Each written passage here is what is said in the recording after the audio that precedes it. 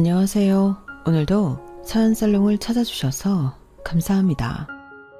저는 재작년에 결혼하고 아직 신혼의 단꿈에 매일이 행복한 30대 여성입니다. 저는 지금의 남편을 만나기 전에 결혼을 약속했던 사람이 있었어요. 물론 결혼을 할 만큼 사랑했던 사람이었는데 결론적으로 말씀드리자면 저는 그 사람의 바닥을 보고 도망치듯 파혼했어요. 사랑한 시간만큼 그 사람을 전부 다 안다고 생각했는데 그게 아니더라고요. 그리고 지금의 남편한테도 딱히 숨길 일은 아니라서 모두 다 이야기하고 결혼을 했는데 지금의 남편은 이혼했던 경력이 있다 보니 그런 제 과거는 자기에 비하면 아무것도 아니라며 모든 걸 다 이해해주는 사람이에요. 또 저 역시 남편이 이혼하게 된 이야기도 모두 들어 알고 있는데 저는 전혀 개의치 않아 결혼을 하게 되었죠. 그리고 파혼을 하면서 제가 겪은 상처들이 꽤나 많았는데 사람이 모든 일을 내다볼 수는 없잖아요. 저희 엄마가 갑자기 큰 병에 걸릴 줄도 몰랐고 평생을 함께하자고 약속했던 남자가 그렇게 엉망인 사람인 줄도 몰랐던 것처럼 저는 제가 파혼을 하게 될 줄도 몰랐어요.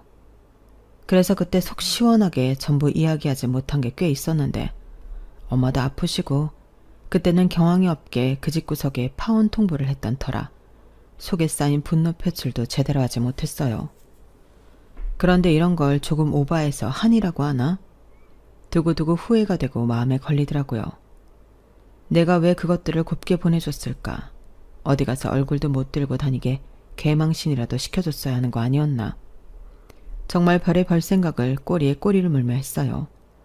하지만 이미 기회는 제 손을 떠나버렸고 저에게 남는 건 그저 후회밖에 없었는데 사람이 자꾸 반복해서 되뇌이고 후회를 하다 보니 하늘도 그런 죄가 딱했나 봐요. 어디 한번 한풀이를 제대로 해보라고 뜻밖의 기회를 주셨는데 어찌나 속이 후련하든지 지금은 아주 홀가분한 상태입니다. 그리고 그런 의미로 저는 이곳 사연살롱에 사연을 신청하게 되었는데요. 다른 사람들한테도 이런 인간 말종이 있다는 것을 알려주고 싶더라고요. 거기에 더불어 저와 같은 사람이 또 생기지 않았으면 좋겠는데 부디 제 사연을 끝까지 들어주시길 바랍니다. 그럼 지금부터 제 파혼 이야기를 시작해 볼게요. 편의상 저와 파혼했던 그 남자를 남자친구라 부르겠습니다. 저와 남자친구는 소개로 처음 만났어요. 제가 대학을 졸업하고 첫 직장에서 알게 된 직장 선배이자 사수인 언니가 잘 어울릴 것 같다며 대기업에 다닌다는 대학 친구를 소개해 준 건데요. 처음엔 별 흥미가 없었지만 대기업에 다닌다고 해서 호기심 반으로 소개팅 자리에 나갔어요. 저도 가능하면 대기업에 들어가고 싶었는데 그게 잘 되지 않았거든요. 그래서 대기업에 다니는 사람은 나랑 뭐가 다를까? 묘하게 그런 게 궁금했고 그렇게 소개팅 자리에 나온 남자친구는 제 생각보다는 딱히 뭔가 뛰어나거나 다른 사람과 달라 보이지 않았는데요. 오히려 살짝 정신도 없는 것 같아서 좀 실망스러웠죠. 저런 사람이 어떻게 대기업에 들어갔지? 그저 신기했달까요? 그런데 그거 아세요? 저렇게 뭔가 빈틈이 많아 보이는 사람이 또 자기 본업을 잘하면 그 모습이 또 의외라 다시 보게 되더라고요. 그리고 남자친구가 딱 그런 사람이었는데 대화를 하다 보면 모르는 게 엄청 많았는데 업무 전화가 오거나 잠깐 일 좀 하겠다고 노트북을 열면 사람이 완전히 달랐어요. 그 모습에 아, 저래서 대기업에 들어갔구나 하고 보게 되었는데 그렇게 한 번 만나고 두 번 만나고 세네 번 만나니 어느덧 그 사람과 정이 들어 썸을 타고 있었죠. 어째 같이 있으면 재미있고 나이 차이가 3살이 나긴 했는데 마치 친구처럼 대화도 잘 통하는 것 같았는데요. 저랑 동갑인 여동생이 있다고 하더니 그 때문인가 편하고 좋았어요. 한 번은 여동생한테 추천을 받았다며 한 카페를 갔는데 거기도 엄청 좋고 사진도 예쁘게 잘 나오더라고요. 제가 사진 찍는 걸 많이 좋아하거든요. 그래서 남자친구는 저를 위해 사진을 잘 찍기 위한 연구도 해왔는데 그래서 가끔은 일부러 사진 잘 나오는 것을 골라 저를 데리고 가곤 했어요. 자, 오늘은 우리 자기 인생 사진 좀 찍어줘야겠다. 자기야, 이 필터로 찍으면 엄청 분위기 있어 보인대. 그리고 내가 찾아봤는데 요즘은 요렇게 또 이렇게 찍는 게 유행이라고 하더라. 자기도 해봐. 내가 길이길이 남을 걸작을 찍어주겠어.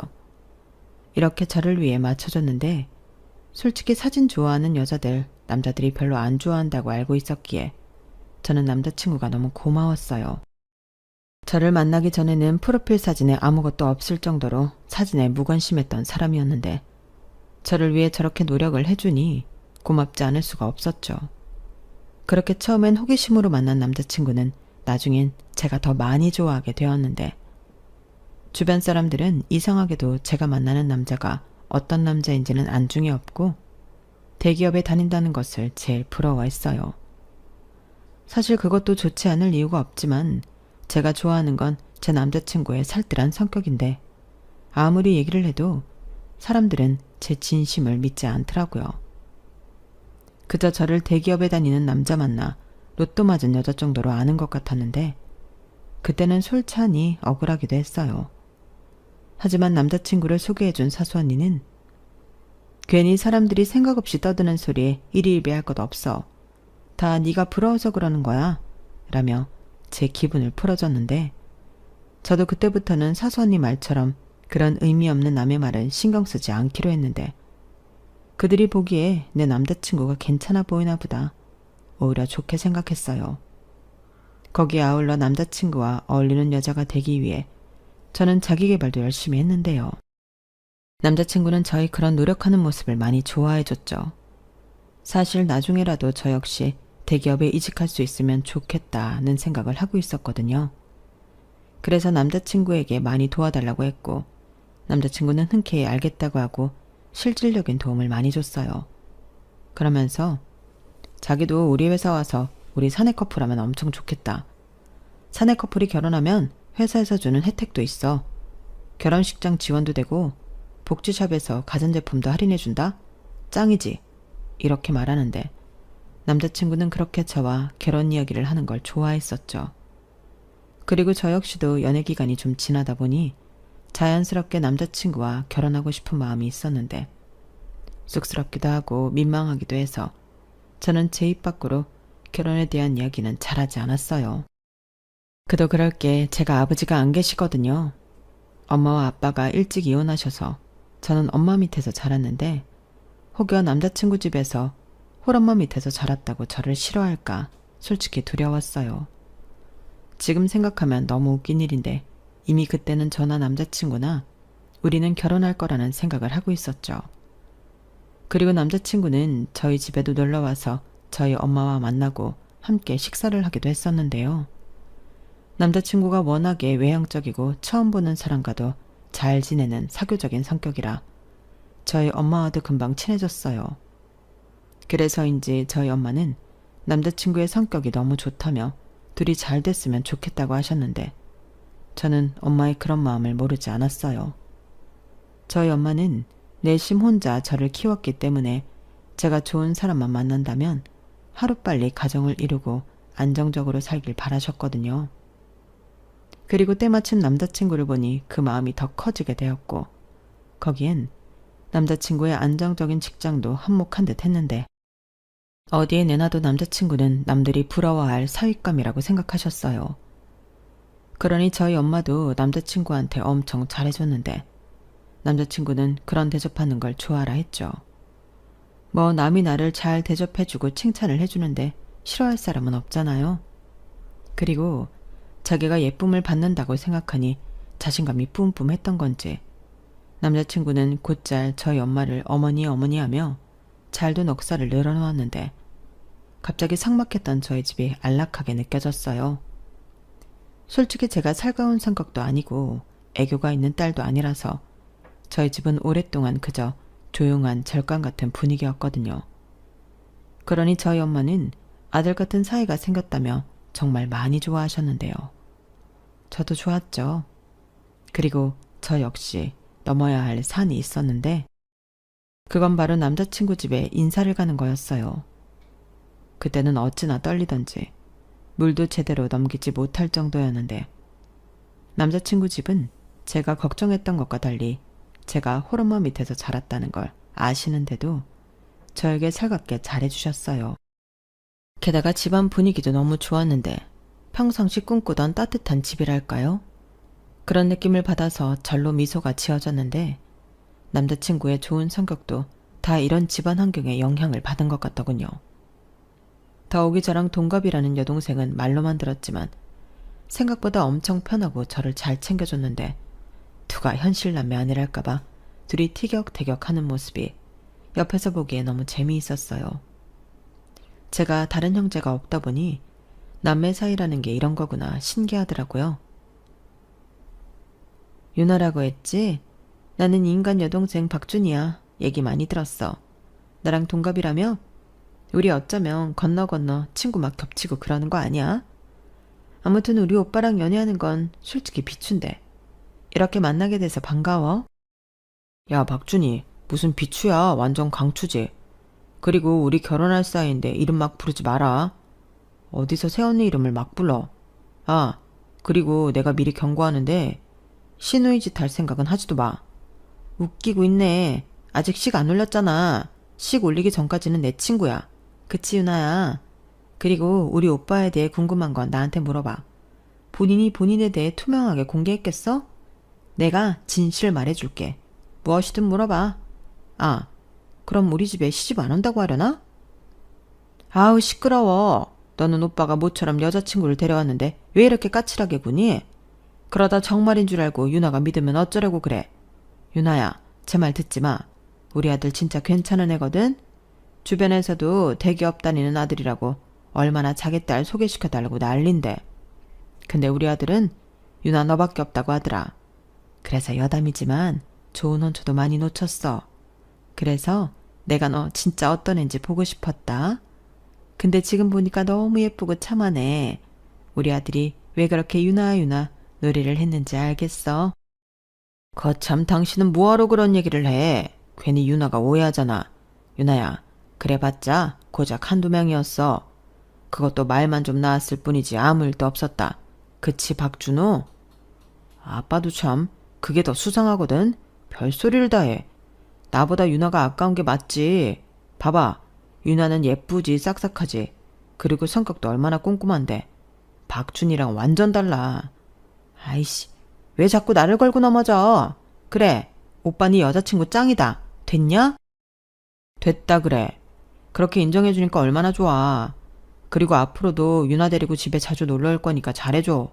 미래에 우리 한 식구 될 사이니까. 알겠지? 그렇게 처음 예비시댁에 방문했을 때 그 자리며 분위기는 참 유쾌하고 좋았어요. 늘 엄마와 둘만 있어 조용한 집과는 다르게 활기가 넘치는데 이런 게 사람 사는 집인가? 그런 생각이 들더라고요. 그리고 뭐랄까 예비시댁에 다녀온 후 남자친구와 더 결혼하고 싶은 마음이 생겼는데요. 남자친구 말처럼 저도 그 집 식구가 되고 싶었어요. 그리고 몇 달 뒤 제법 남자친구의 가족과 제가 친해지고 저희 엄마와 남자친구가 친해졌을 무렵 남자친구는 멋은 좀 없지만 저에게 결혼하자고 프로포즈를 했는데 풍선 달고 꽃장식에 촛불 같은 이벤트는 없었지만 남자친구가 이제 우리 그만 연애하고 결혼하자는 그 말이 좋기만 했죠. 게다가 남자친구는 양가에 손 벌리지 말고 반반 결혼하자고 했는데 저는 그것도 너무 반가운 소리였어요. 요즘은 다 그렇게 반반 결혼한다는 걸 알고 있었고 평소 결혼 생각이 있던 저는 차곡차곡 돈도 잘 모으고 있었거든요. 그리고 아무래도 저 때문에 고생한 엄마인데 결혼한다고 손까지 벌리고 싶진 않았는데 남자친구가 먼저 이야기를 해주니 나중엔 고맙기까지 하더군요. 그런데 그런 마음도 잠시 정작 반반 결혼 얘기를 꺼낸 남자친구의 재정 상태는 제가 생각한 것보다 훨씬 충격이었는데요. 저는 8천 정도 모아둔 반면 남자친구가 모았다는 돈은 4천만 원이 조금 넘었어요. 그러니까 정말 딱 2배 차이가 났는데 저희 둘은 서로 다른 의미로 깜짝 놀랐죠. 그리고 남자친구는 저더러 어떻게 돈을 이렇게나 모았냐고 물었는데 저는 거꾸로 묻고 싶은 걸 겨우 참았어요. 솔직히 대기업이면 저보다 연봉도 높고 그러니 당연하게도 돈을 꽤 모았을 거라 생각했거든요. 그렇다고 집이 어려워서 생활비를 대주고 있던 것도 아니면서 그동안은 돈 안 모으고 뭐 했냐고 묻고 싶었는데 그럼 또 기분이 상할 것 같아서 못 물어보겠더라고요.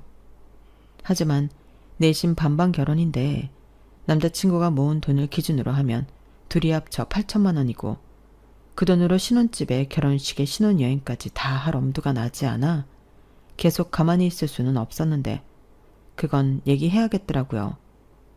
그리고 남자친구는 제가 그렇게나 돈을 많이 모았을지 몰랐다며 자기가 어떡하든 제 돈 8천만 원을 맞춰오겠다고 했는데 저는 행여 대출을 받을 생각일까봐 그럼 그냥 내가 4천만 원 더하는 걸로 하고 준비를 하자고 했어요.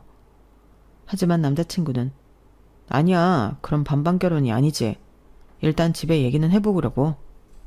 아들이 모은 돈이 부족하다고 하는데 좀 도와주지 않겠어? 라며 비교적 쉽게 얘기하더라고요. 솔직히 저는 서로 얼마를 모았는지 오픈하기 전에는 제가 모은 돈이 부족할까봐 걱정을 했었거든요. 그런데 오히려 그 걱정은 남자친구의 몫이 되었고 며칠 뒤 남자친구로부터 집에서 1억을 지원받기로 했다는 소식을 전해 듣게 되었어요. 그러니까 자기는 1억 4천만 원을 준비할 수 있다고 하는데 무슨 돈 놓고 돈 먹는 도박도 아니고 이젠 제가 6천만 원이 부족한 상황이 되어버렸어요.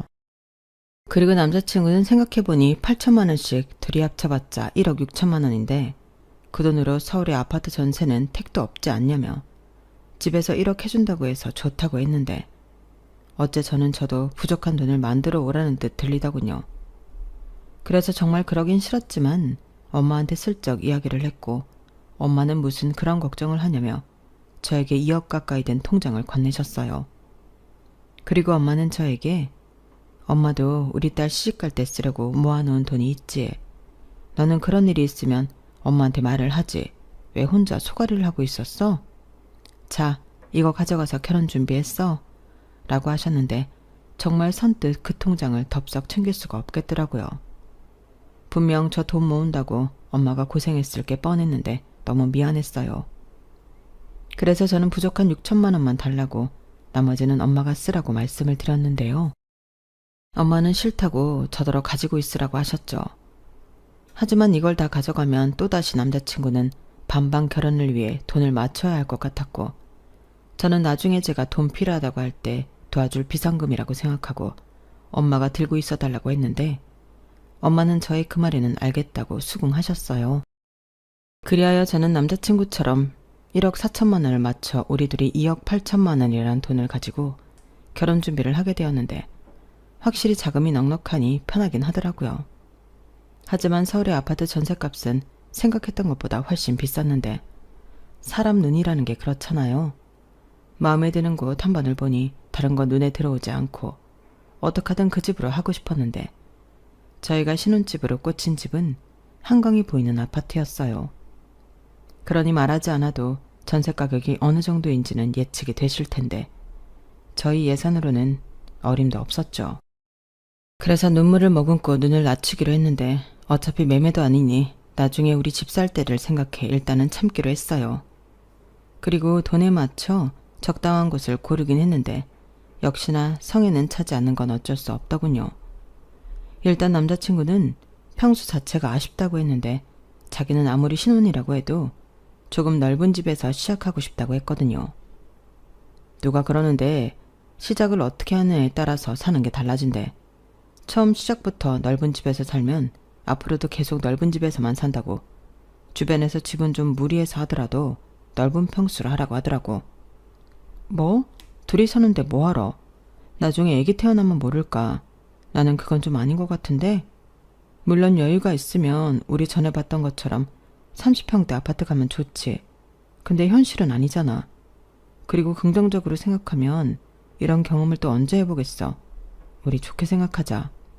그래, 유나 네가 그렇게 말하면 또 그런 거지. 돈 없는 게 죄지 뭐. 에이, 너무 그러진 말고 우리 열심히 벌어서 자기가 얘기하는 넓은 집 가면 되지. 나는 지금 구한 집도 마음에 들어. 아기자기하게 꾸며서 우리 예쁘게 살자. 남자친구는 제 말에 마지못해 알겠다는 듯 고개를 끄덕끄덕 했어요. 그리고 저희는 상견례를 시작으로 본격적인 예산에 맞춘 결혼 준비를 하기 시작했는데 갑자기 남자친구가 상견례 때도 아무 말이 없던 예단 리스트를 들고 나타나 저를 깜짝 놀라게 했어요. 그리고 그걸 내미는 남자친구도 민망했는지 실실 웃으면서 제 눈을 똑바로 쳐다보지 못했는데 저는 주저하지 않고 바로 말했어요. 이런 문제는 최대한 빨리 해결해야 나중에 뒤탈이 없다고 생각했거든요. 자기야, 우리 반반 결혼하는 거잖아. 근데 왜 예단을 해오라시는 거야? 이렇게 물었는데요.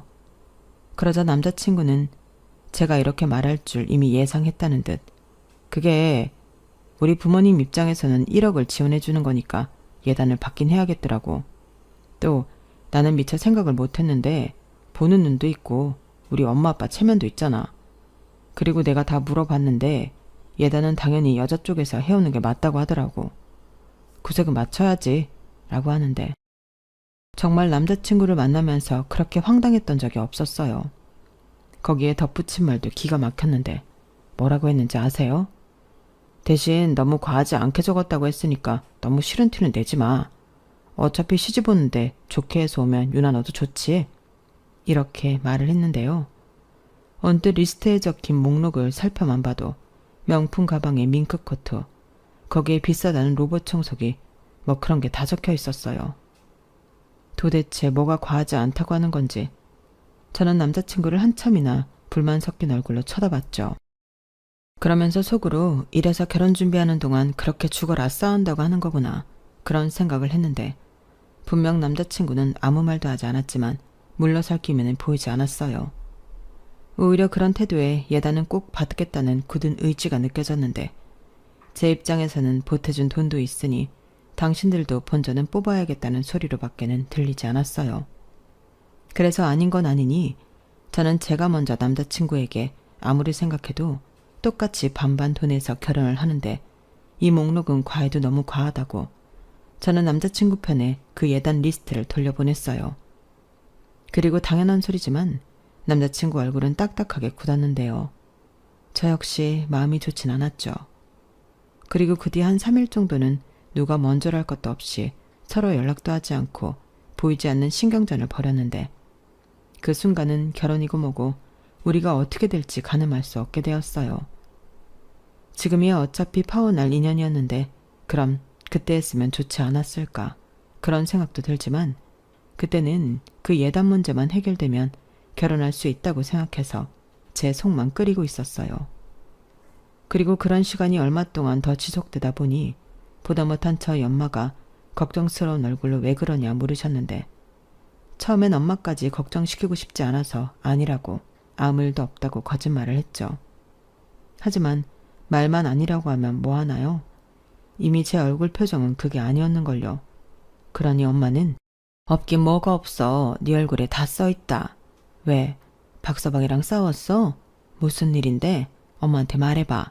라고 저를 추궁하셨고 저는 어차피 숨길 수도 없을 것 같아 그냥 있는 사실을 모두 이야기하기로 했어요. 싸운 건 아니고 반반 결혼인데 예단을 해오라고 리스트를 보냈잖아. 근데 그 목록이 어마어마해.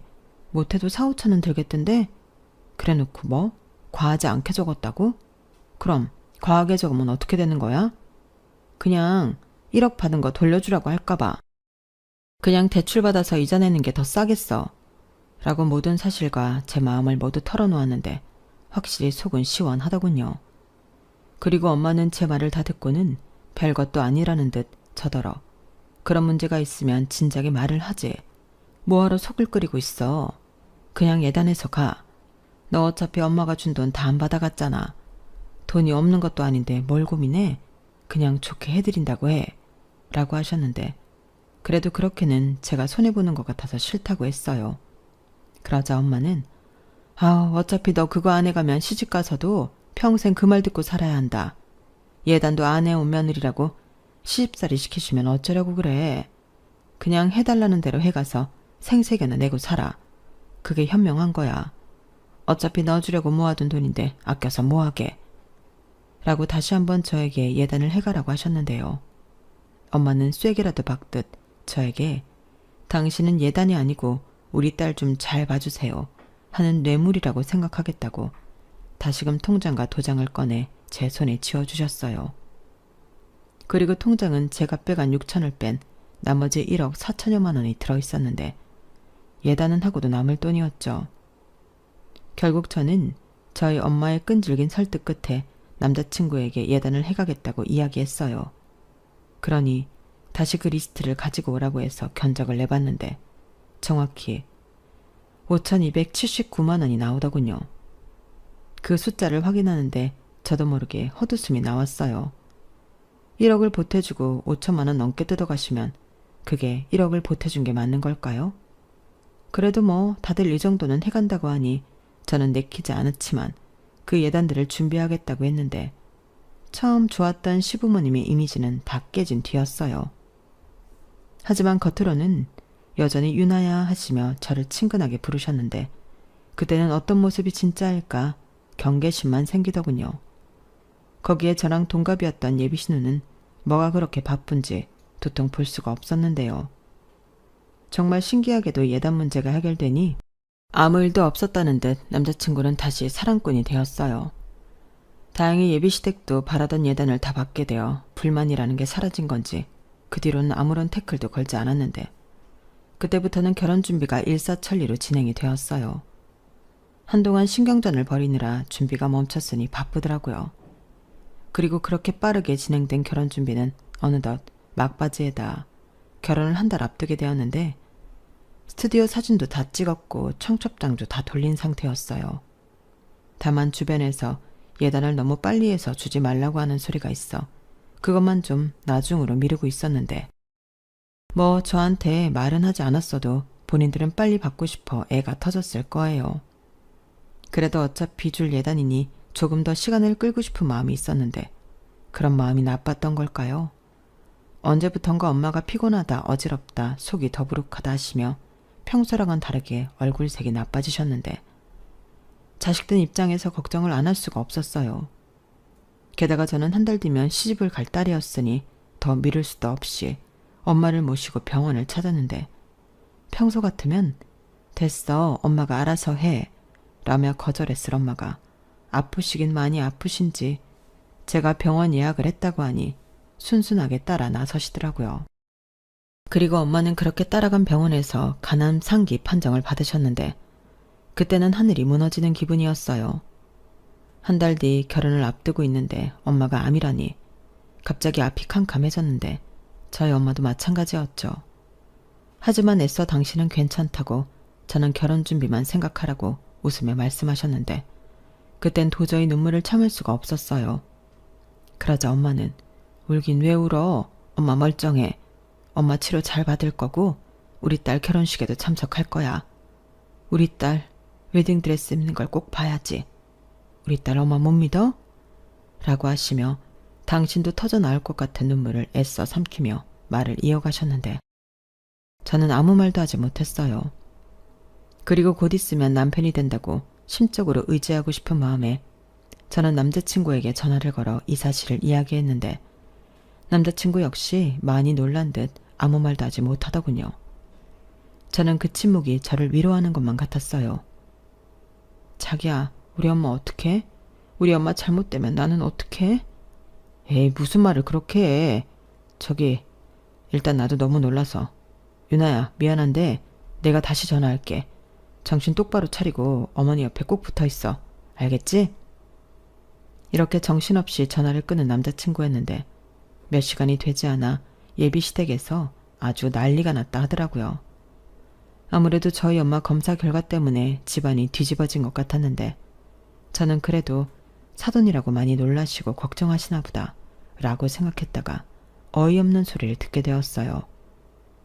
전화를 하겠다는 남자친구 대신 예비 시어머니가 당신 아들 전화로 저에게 전화를 하셨는데 저는 당신도 놀라서 저에게 전화를 하신 줄 알았어요. 하지만 제가 듣게 된 말은 아무리 엄마가 죽을 병에 걸렸다고 해도 해오기로 한 예단은 차질 없이 준비해야 한다면서 병원비 쓴다고 돈 빼돌릴 생각을 하지 말라고 했는데 저는 제 귀를 의심했어요. 어머니, 지금 뭐라고 하셨어요? 지금 저희 엄마가 아프신데 어머니는 예단 걱정을 하시는 거예요? 제가 병원비 때문에 예단 다 못해갈까봐? 아우, 너는 무슨 말을 해도 똑같은 소리를 그렇게 정없이 하니? 예단은 너희 엄마 아프시기 전에 이미 하기로 한 거잖아. 너 그거 약속이다? 시집도 오기 전에 약속 어기는 며느리 될 거야? 그러게, 내가 준비되는 대로 예단 보내라고 했지? 왜 말을 안 들어서? 어머니! 어머, 나 귀 안 먹었어? 왜 소리를 지르니? 저하고 난 얘기했다. 너는 예단 준비나 잘해서 못해도 이번 주까지 보내. 안 그러면 이 결혼 못한다. 저는 이 결혼 못한다는 예비 시어머니 말에 그냥 이 결혼을 안 하는 게 낫겠다는 생각을 했어요. 아무리 사돈이라고 하지만 어머니는 괜찮냐. 이 말이 먼저 나와야 하는 거잖아요. 그래서 파혼을 통보하려 남자친구에게 만나자고 했어요. 다음날 바로 엄마가 병원에 입원하기로 했기 때문에 시간이 없었거든요. 그러자 제가 무슨 말을 할지 전혀 모르는 남자친구는 저를 만나러 저희 집 근처까지 왔고 말로는 어머니가 아프시니 얼굴 뵙는 건 다음으로 미루겠다며 자기도 저에게 할 말이 있다고 했는데요. 저는 설마 이 남자도 나에게 파혼을 하자고 하는 걸까 궁금해서 먼저 말해보라고 했어요. 그러자 그 입에서 터져나온 말은 저를 더 이상 인간으로서 존재하지 않게 만들었는데요. 유나야, 오해는 하지 말고 들어. 우리 그냥 이참에 신혼집 계약한 거 파기하자. 내가 집주인한테 장모님 아프시다고 그래서 돈 필요하다고 사정해 볼게. 그리고 우리는 장모님 집에 신혼살림 차리면 딱이지 않아? 뭐가 딱이라는 거야? 왜 신혼살림을 우리 집에 차려? 내가 너랑 통화 끝나고 간암에 대해 찾아봤거든.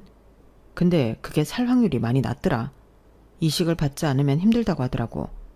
아무리 자식이라도 조직이 안 맞는 경우도 많대. 그리고 어차피 집보다는 병원에 계실 날이 더 많으실 텐데 그 집 놀려서 뭐해. 그냥 우리가 거기서 살자. 아마 장모님도 좋아하실걸? 웃겨. 우리 엄마가 왜 좋아해? 자기 죽을 날만 기다리는 사위가 집 차지하고 있는데. 에이, 유나 너는 말을 해도 우리 감정적으로 말고 현실적으로 또 이성적으로 생각하자. 뭐가 이득인지 잘 생각해봐. 유나 너는 이제 장모님만 가족이 아니야. 내가 있잖아.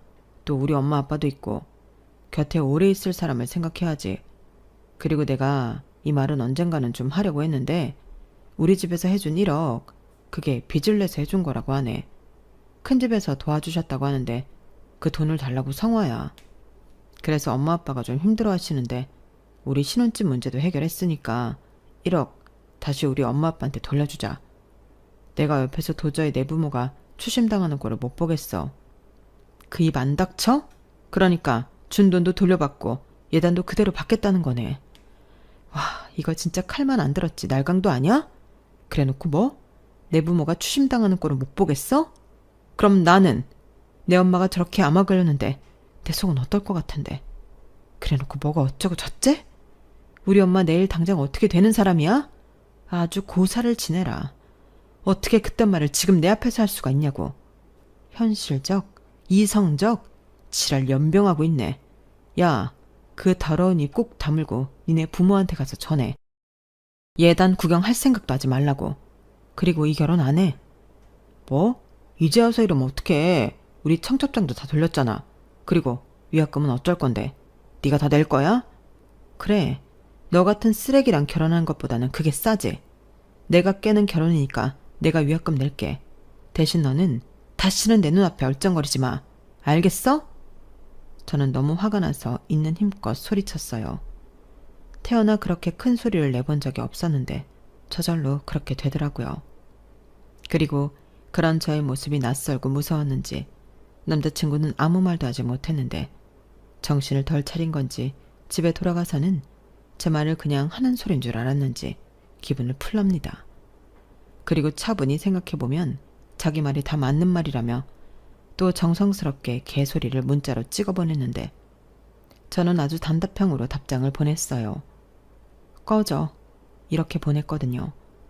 그리고 그 번호도 차단하고 제 손으로 손수 예약했던 비행기며 결혼식장, 기타 등등 모두 취소했는데 그제야 이 인간과 그 집구석 사람들이 제가 한 말이 허언이 아니라는 걸 알게 되었어요. 그리고 남자친구는 회사까지 저를 찾아와 잘못했다고 빌었는데 저는 다시 한번 나타나면 그 위약금 청구할 거라고 겁을 확 줘버렸죠. 그냥 내 인생에 다시는 볼일 없게 하라는데 그게 그렇게 어렵냐.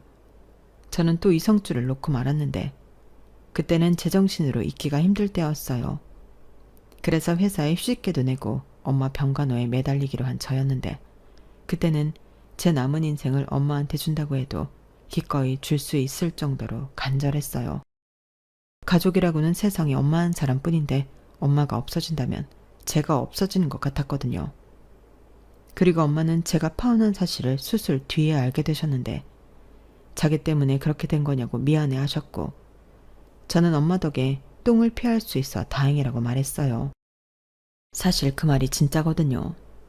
만약에 엄마가 아프지 않았다면 그놈의 그런 밑바닥을 어떻게 볼 수 있었겠어요.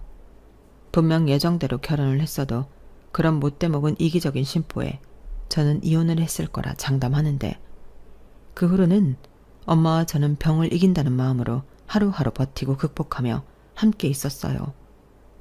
때론 힘들어하는 엄마를 보며 대성통곡하고 울기도 했고 둘이 꼭 붙어 지내는 추억도 만들었는데요. 아무리 한 집에 살았어도 그렇게 같이 붙어있던 적이 없었거든요. 그리고 그런 마음으로 견디고 이겨내며 지내다 보니 어느덧 시간은 제법 흘러 엄마는 퇴원을 할 수 있게 되셨는데요. 병원에서도 이런 케이스는 잘 없다며 따님이 극진하게 간호를 한덕인 것 같다고 하셨어요. 그리고 저는 어떡하든 살겠다는 엄마의 의지였다 생각하는데 그렇게 퇴원 후 조금씩 일상을 찾아간 저희 모녀는 엄마가 아프기 전보다 사이가 훨씬 돈독해졌어요. 친구처럼 농담도 하고 병실에서처럼 집에 와서도 꼭 붙어 잠을 잤는데 어릴 때 맡았던 엄마 냄새가 아직 남아있더라고요. 그 냄새가 어릴 때는 엄마가 일하느라 바빠서 저에겐 늘 그리운 냄새였는데 매일같이 그런 엄마의 냄새를 맡을 수 있으니 저는 거꾸로 지금이 너무 편했어요.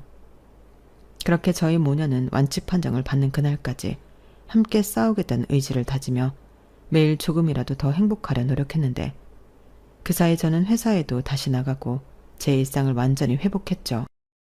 회사에서도 제가 파혼하고 엄마 병간호를 한다는 사실이 알려져 저를 걱정해주는 사람들도 많았는데 그때는 참 감사한 마음이 들었어요. 이렇게 가족이 아닌 남도 걱정해주고 응원해주는 것을 하마터면 진짜 가족이 될 사람한테는 받지 못했다니. 아무리 생각해도 파혼은 정해진 답이나 마찬가지였어요. 그리고 그때까지 상황 판단이 잘 안 됐던 사수 언니는 다소 걱정스러운 얼굴로 저에게 자초지정을 물었고 저는 저 언니도 몰라서 그런 놈을 나에게 소개했겠거니 하는 생각에 제가 파혼을 하게 된 경위를 설명했어요. 그러자 마치 제가 거짓말을 한다는 듯 믿을 수 없다는 얼굴이었는데요. 참 희한한 건 그 이후로 그 사수 언니와 저는 멀어진 사이가 되었어요. 뭐 어쩔 수 없는 일이었죠. 사실 파혼한 남자친구와 엮여있는 사람이라 잘 지내는 것도 꽤 불편하다 생각했거든요. 그리고 저는 이렇게 된 거 이직을 하는 것도 나쁘지 않을 것 같다는 생각을 품게 되어 이직 준비를 하게 되었고 참 아이러니하게도 대기업 남자친구와 어울리는 사람이 되려 준비한 것들이 이직에 굉장히 많은 도움이 되었어요. 그래도 그놈이 허당은 아니었는지 옆에서 해준 어드바이스가 꽤 쓸모 있더라고요. 그래서 저도 이젠 대기업에 다니고 있는데 다행히 그놈이 다니는 회사는 절대 아닙니다. 하지만 제 삶의 질이 좋아진 건 확실한데 저희 엄마도 열심히 병원에 다니며 치료에 전념한 끝에 재작년에 완치 판정을 받으셨어요. 3기에서 완치까지 그 5년이 마치 50년처럼 느껴진 하루하루였는데 엄마가 완치 판정을 받던 날 얼마나 많이 기쁨의 눈물을 흘렸는지 모릅니다.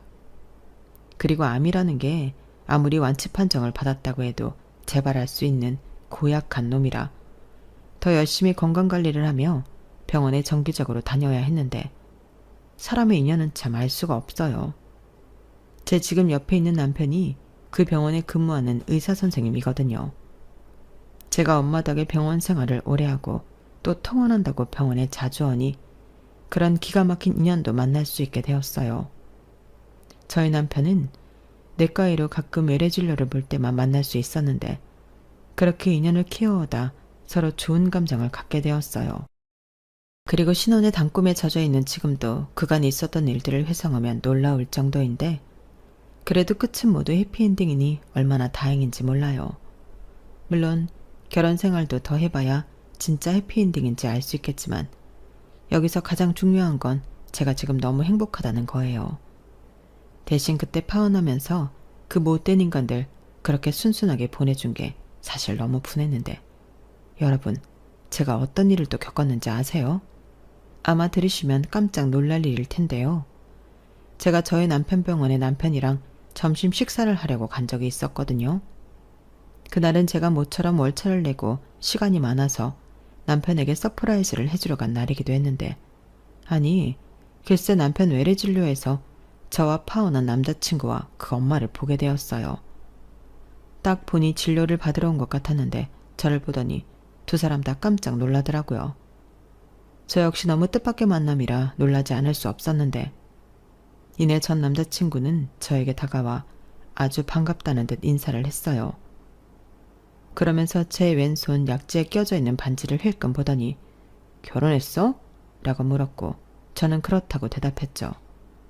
그런데 이 남자가 굉장히 아쉬운 얼굴 하는 거예요. 사실 저를 다시 만나고 싶어서 수소문을 하고 있었다나요? 그 말을 듣는데 진짜 소름이 돋았고 자기는 저랑 파혼하고 결혼했다가 이혼을 했답니다. 이유는 궁금하지 않아 묻지도 않았는데 자기 입으로 성격 차이래요. 그래놓고 유나 너만한 애가 없는데 그땐 내가 너무 어리석었어. 나 진짜 반성 많이 했다. 라며 쉰 소리도 정성껏 했는데 아마 모르긴 몰라도 그 이혼한 여자 역시 자기 남편의 밑바닥을 본 게 아닐까 생각했어요.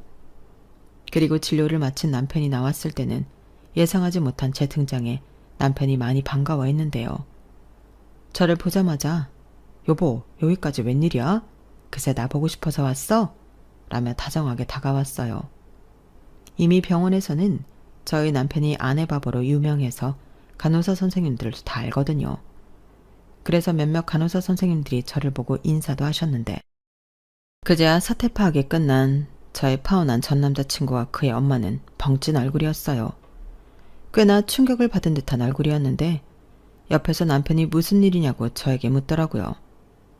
조금 전 자기한테 진료를 받은 모자지간과 제가 함께 있으니 꽤 궁금한 듯 보였는데요. 저희 남편이 저에 대한 것에는 오지랖이 좀 넓은 편이라 저는 있는 사실대로 말해줬어요. 그러자 그걸 듣는 남편도 놀라고 전 남자친구도 놀랐는데 저만 아무렇지 않았어요. 오히려 너무 재미있더라고요.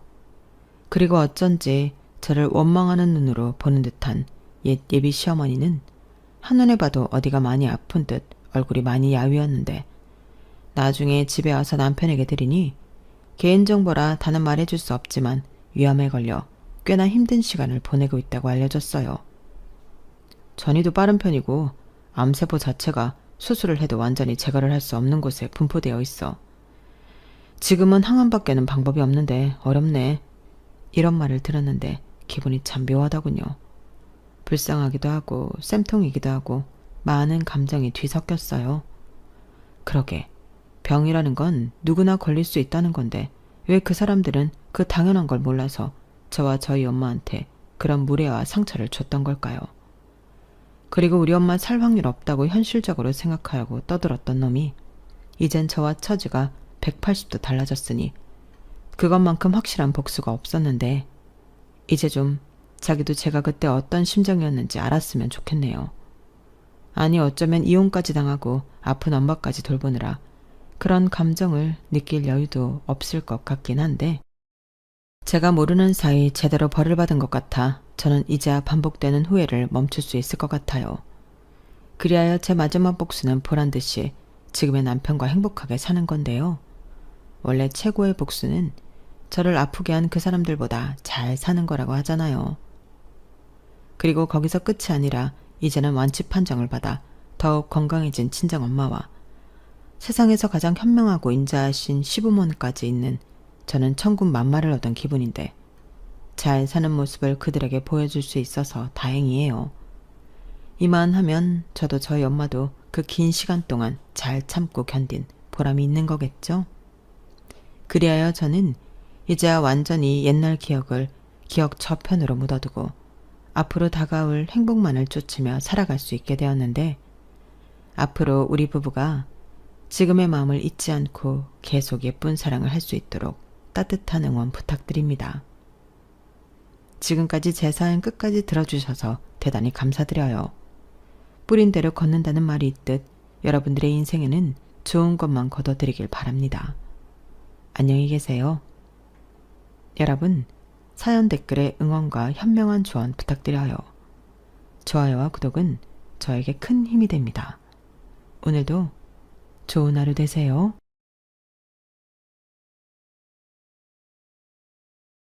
안녕하세요. 오늘도 사연 살롱을 찾아주셔서 감사합니다.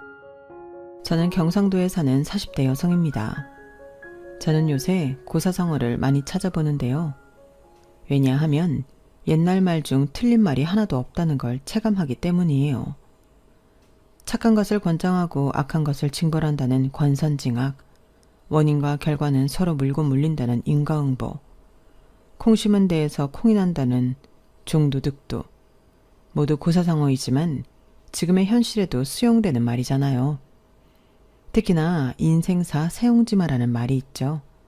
세상 일은 아무도 모른다는 뜻인데요. 저는 이 말이 제 인생을 설명하는 말 같아요. 정말 제 인생은 롤러코스터처럼 큰 기복으로 움직였고 누구도 예상하지 못하는 곳에 정박했거든요. 그리고 스포 아닌 스포를 하자면 누구도 예상하지 못하는 곳은 꽃길이었어요.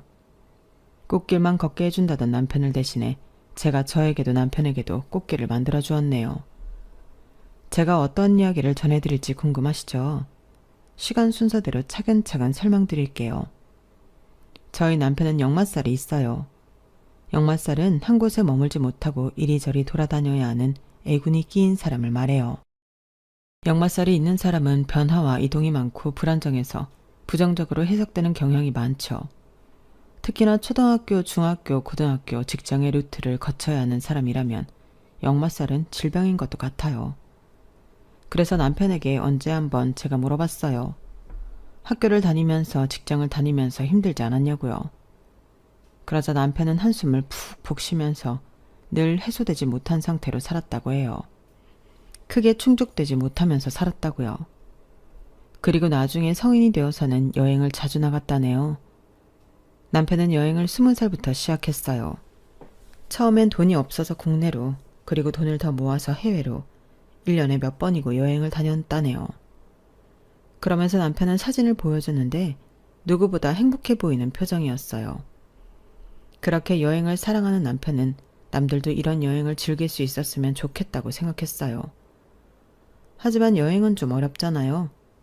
특히나 해외여행을 생각하면 언어도 다르고 화폐 단위도 다르고 저 같은 사람은 해외여행이 참 까다롭고 무섭거든요. 남편도 그걸 알았어요. 그래서 사람들이 쉽고 편하게 여행하는 것을 모토로 하는 여행업을 시작했어요. 그때 남편의 나이가 20대 후반이었어요.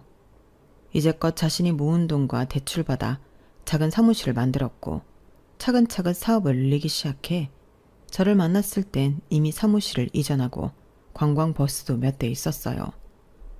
그리고 사업은 더 커져서 저는 남편을 돕기 위해 이제껏 하던 격리 일을 그만두고 남편 회사에서 일을 배웠어요. 여행에 취미가 없는 저에겐 조금 어려운 일이었지만 뭐든 해보면 늘지 않겠어요? 그리고 전 남편에게 도움이 되는 부인이고 싶었어요. 그래서 열심히 일권해 저희는 바로 옆 소도시에도 여행사를 차려서 일을 했어요. 거기도 관광버스가 있었고 저희는 아파트에서 넓은 주택으로 이사를 갔어요. 태어난 2명의 아이가 한없이 뛰어놀아도 문제가 없었죠. 애들 교육도 아낌없이 지원해줬어요. 기초적인 학원 수업뿐 아니라 아들이 운동을 좋아해서 운동학원도 보내고 딸은 미술학원을 가고 싶다고 해서 미술학원도 보냈어요. 그리고 악기도 하나쯤은 다룰 수 있어야 할 것 같아 악기학원도 보냈죠. 그런데도 여유가 있었어요. 일주일에 한 번은 주택을 관리해주는 사람을 쓰기도 할 만큼요. 하지만 인생사 세옹지마라고 말씀드렸죠. 정말 인생은 누구도 모르는 거더라고요.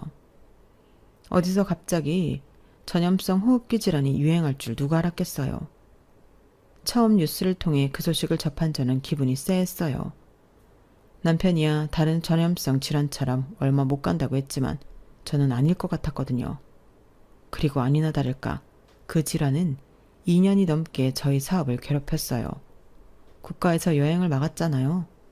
비행기 운행도 최소화되었고 식당 영업시간도 줄었고 결혼식이나 장례식에서도 인원 제한이 있었는걸요.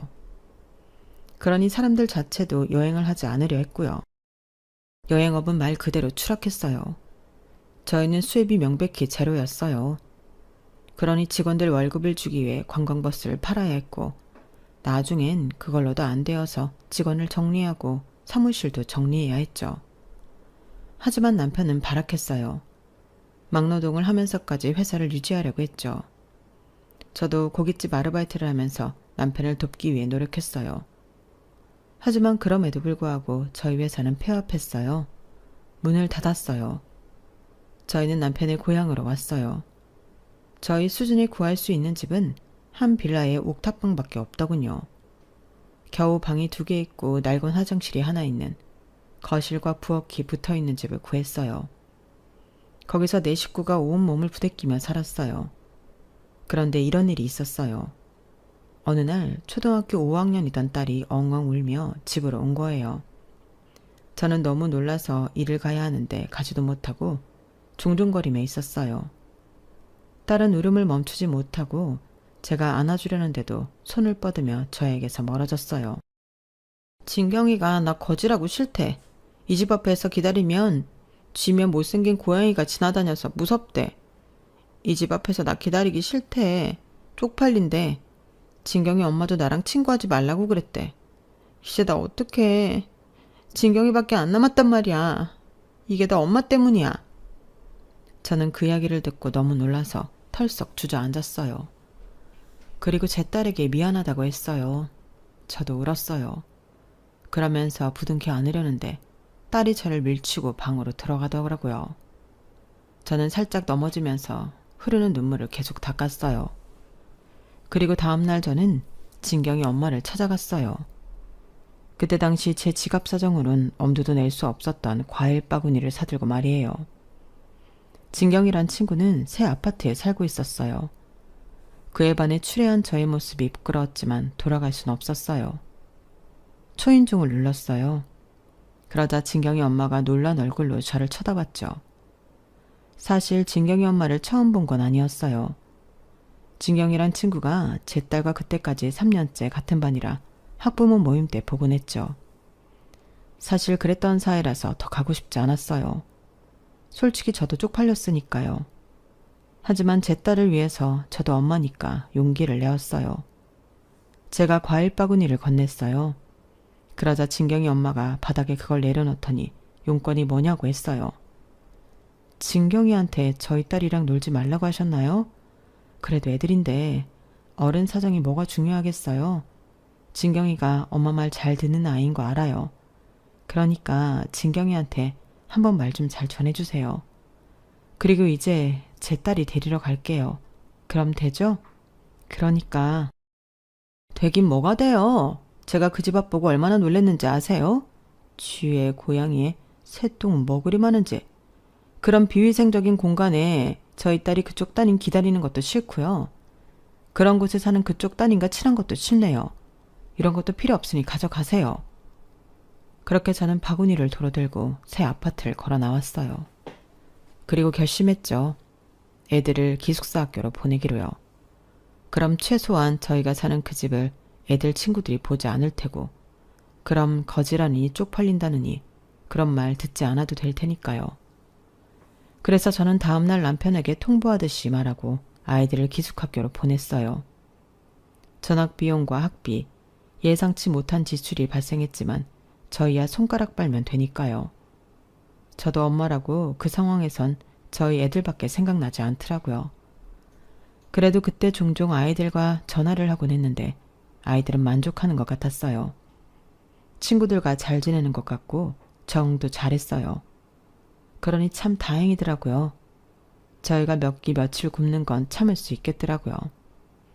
사실 애들을 키우면서 저와 떨어뜨릴 생각은 추호도 없었는데 그때 살던 그 집은 정말 초라했어요. 애들 책상도 들 수 없을 만큼 좁았어요. 그리고 여름엔 지옥처럼 덥고 겨울엔 얼음골처럼 추웠어요. 저도 그런 집에서 저희 애들을 키우고 싶지 않았어요. 차라리 잘된 일이라고 생각했어요. 그런데도 마음 한켠은 무너졌지만요. 그리고 옆에 있는 남편은 한 공장의 반장으로 근무하는 큰 도련님의 도움으로 공장에 취직했어요. 처음 해보는 3교대 일이 버거워 보이기는 했지만 문제는 그게 아니었어요. 남편은 매일 술을 마셨어요. 술을 마시지 않으면 잠을 잘 수 없는 것처럼 보였죠. 근무가 끝나면 어김없이 소주 2병을 사들고 와서 밥과 마시고 잠을 잤어요. 저는 마트에서 아르바이트를 했는데 제가 근무를 하고 있을 땐 김치에 소주를 마시면 다행이게요. 그냥 깡소주를 마시고 자는 날도 있었어요. 저는 남편의 건강이 걱정이었어요. 그리고 마음이 다친 것 같아 더 걱정이 되었죠. 제가 그걸 어떻게 알았냐면요. 사실 남편은 술을 마시는 걸 좋아하진 않았어요. 여행업을 할 때도 영업 때문에 술을 마셨지 평소에 자의적으로 술을 마신 적은 없었어요. 그런 사람이 스스로 술을 찾을 정도로 마음이 다쳤다는 것을 저는 믿고 싶지 않았어요. 그리고 또 한 가지, 그렇게 사소한 말부터 진지한 말까지 대화를 나누는 걸 좋아했던 사람이 옥탑방에 온 이후로 일절 저에게 그런 말을 하지 않았어요. 생활하면서 반드시 해야 하는 말만 했죠. 뭐가 없더라, 월세 이야기, 수도세 이야기, 이런 말만 했어요. 그렇게 웃음이 많았던 저희 집은 침묵만이 피어나고 있었죠. 그 침묵 속에서 남편은 많은 생각을 했는지 어느 날 연락이 되지 않았고 귀가 시간이 되었는데도 집에 들어오지 않았어요. 저는 놀란 마음에 이 동네 저 동네를 돌아다니며 남편을 찾으러 다녔죠. 그런데 남편이 정류장에 앉아 있더라고요. 왜 여기에 있냐고 한심한 마음에 화를 내면서 물으니까 남편이 울더라고요. 제일 높은 빌딩에 올라가서 떨어지려고 했는데 어느 빌딩도 날 들여보내주질 않았어. 내 꼴을 봐. 이렇게 추려한데 누가 날 들여보내주겠어. 그래서 버스를 타고 모르는 데까지 가봤어. 거기서도 높은 빌딩을 찾았는데 거기도 들여보내주지 않을 게 뻔해서 편의점에서 소주 2병 마셨는데 술을 마시니까 떨어지고 싶은 게 아니라 살고 싶은 거야. 우리 딸, 우리 아들. 당신 얼굴도 생각나고. 남편은 그래서 버스를 타고 우리 동네로 왔는데 차마 집에 들어갈 수가 없어 여기 앉아 있었다네요. 저는 남편이 불쌍하기도 하고 안쓰럽기도 해서 남편을 품에 안고 같이 엉엉 울었어요. 그리고 돌아오니 남편은 제게 말하더군요. 사실 예전부터 들어놓은 사망보험금도 해지하지 않았다고요. 그 말을 듣는데 저는 억장이 무너질 것 같았어요. 그래서 저는 당신 없이 2 아이 키우며 살 자신 없다고, 나도 죽는 꼴 보고 싶지 않으면 그런 생각하지 말라고 소리를 질렀어요. 그러자 남편은 계속 미안하다는 말을 하면서 다시 시작해보자고 말하더군요. 다시 시작해보자고, 애들을 위해서라도 그렇게 하자고. 저는 다행이라고 생각했어요. 그리고 정말 그 뒤로 남편이 이상한 행동을 한 적은 없었어요. 물론 여전히 일이 끝나면 술 한잔을 해야 잘 수 있었지만요. 최소한 이 삶을 끝내야겠다는 생각은 하진 않아 보였어요. 그렇게 열심히 살 일만 남았다고 생각했는데 역시 세상 일은 모르는 거라고, 그리고 불행은 한 번에 찾아온다고 저희 친정엄마가 돌아가셨어요. 저희 친정엄마는 산 아래 작은 주택에 혼자 살고 계셨어요. 친정아빠는 친정엄마가 돌아가시기 3년 전에 돌아가셨거든요. 처음엔 모시고 살까도 생각했지만 남편에게 부담이 될 것 같아 물어보지도 못했어요.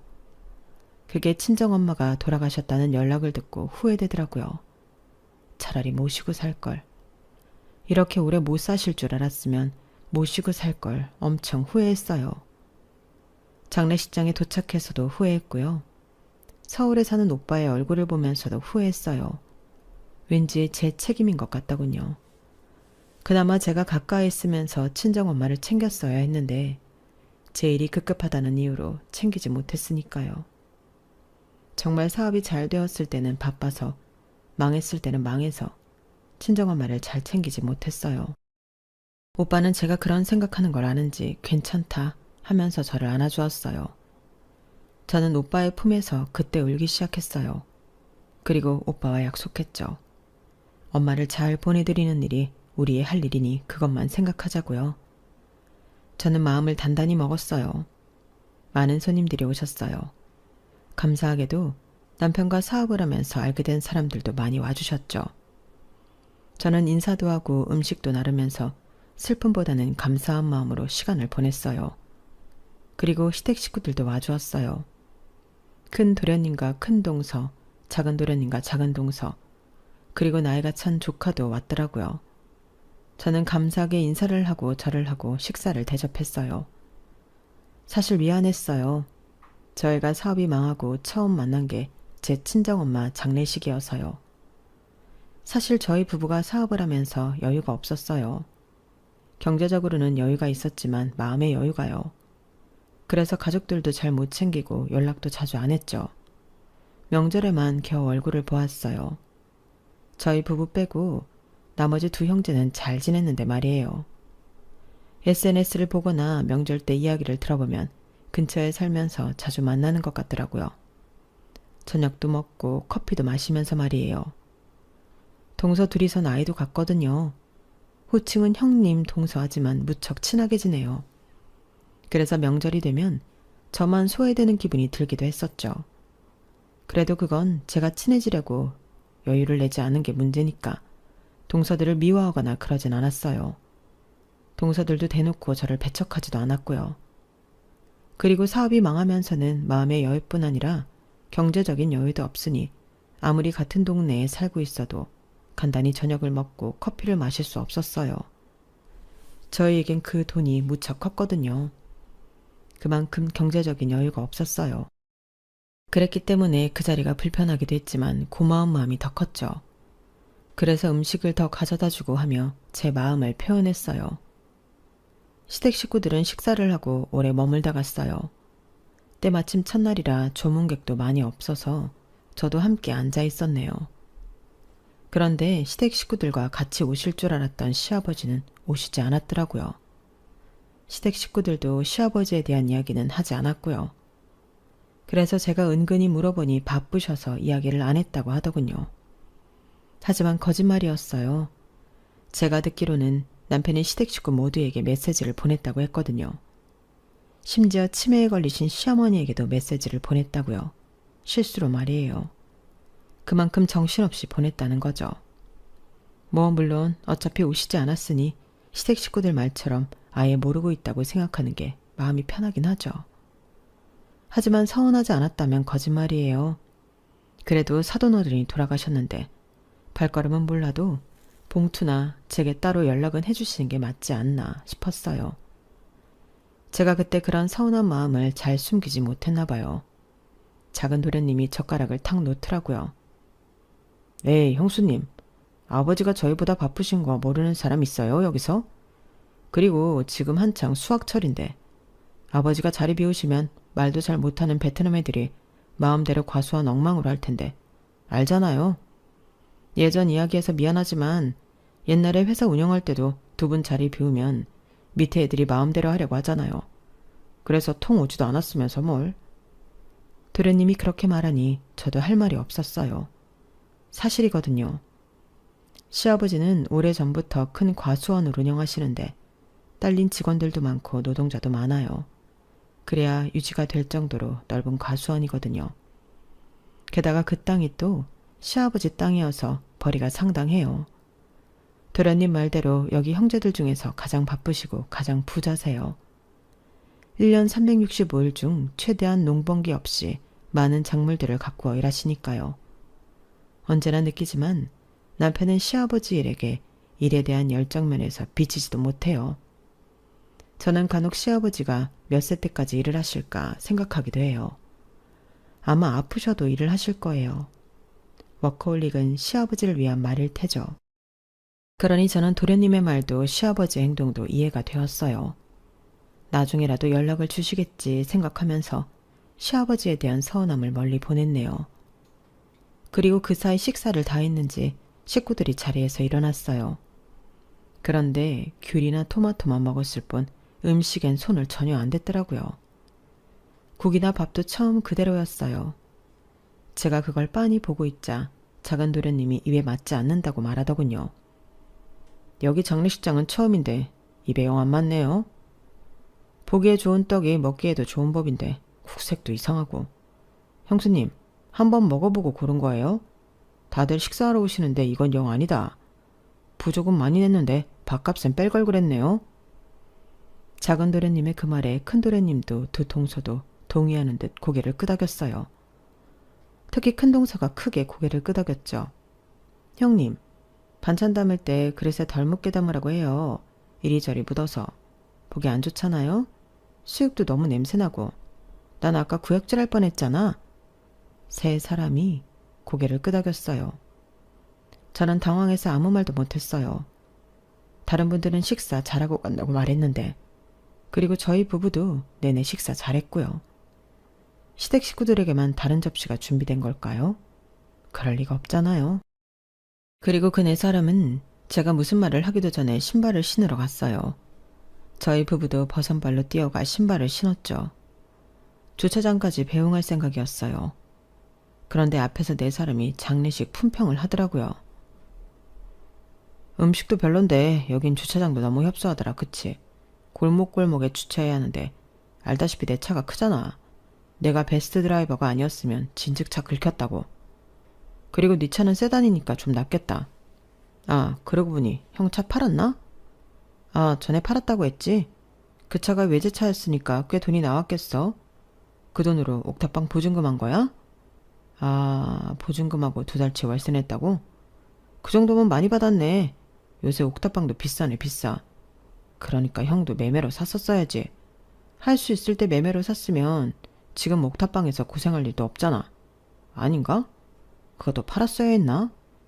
난 뭐 얼마나 망했는지 모르니까. 이래서 공무원이 좋다니까. 망할 일 없어. 돈 꼬박꼬박 나와. 뭐 크게 한 방은 없지만 이제 형 나한테 별말 못하겠네. 그치? 이전에 한번 술에 취한 남편이 시청 공무원인 작은 도련님에게 이런 말을 한 적이 있어요. 남자는 배포가 커야 한다. 밀고 나가야 하면 강하게 밀고 나가야 해.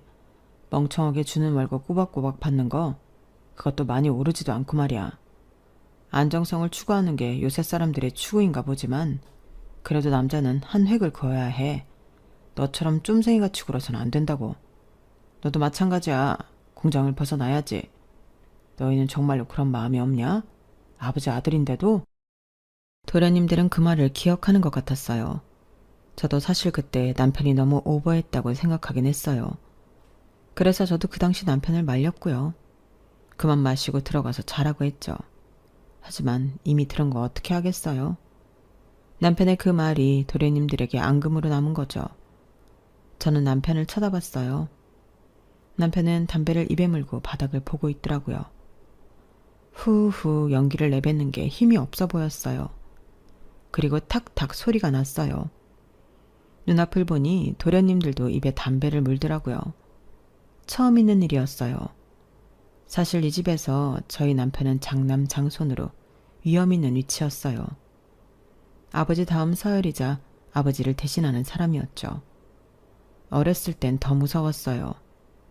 야 한마디만 하면 두 동생까지 다 깨갱했죠. 맞기도 많이 맞았고 혼나기도 많이 혼났다고 들었어요. 그래서 남자는 사업을 해야 한다는 말도 그 말도 안 되는 소리를 들어도 고개를 끄덕일 수밖에 없었던 거죠. 대체로 그런 분위기였어요. 아버지의 말씀이 진리인 것처럼 장남 장손이 말하면 그게 정답인 거죠. 그래서 집안의 대소사도 남편이 다 정리했고요. 거기에 반발은 없었어요. 그런데 눈앞에서 담배를 태우다뇨. 있을 수 없는 일이었어요. 그런데 두 동생 모두 후후하며 담배를 잘 피우더라고요. 그리고 그걸 본 남편은 충격을 받은 건지 차마 볼 수 없는 건지 땅바닥만 보고 있었어요. 그리고 담배를 다 태울 때쯤 동서 두 명이 네가 해라 내가 한다 이러고 있는 거예요. 그러더니 큰 동서가 저에게 다가왔어요. 형님, 명절 다음 주인 거 아시죠? 그때 형님이 마트에서 일하시니까 장 좀 봐주세요. 그게 효율적이잖아요. 하지만 사실 그 당시 저는 명절에 일을 뺄 수 있을지도 잘 알 수 없었어요. 하루 일한 게 얼마나 큰데 빼고 명절에 시댁에 가는 건 저희 부부에게 사치나 다름없었어요. 그리고 이미 남편은 명절 내내 일을 한다고 회사에 말해두었고요. 제가 눈앞에서 망설이자 작은 동서도 제게 다가왔어요. 형님은 바쁘면 바쁘다고 안 오시고 한가하면 한가하다고 안 오시네요. 고작 마트에서 몇 시간 일하는 거면서 누가 일 빼고 오라고 해요? 일하세요. 끝나고 오면 되지. 왜 이렇게 사람이 융통성이 없어요? 이래서 사업은 어떻게 했나 몰라. 저희 뭐뭐 준비하는지는 아세요?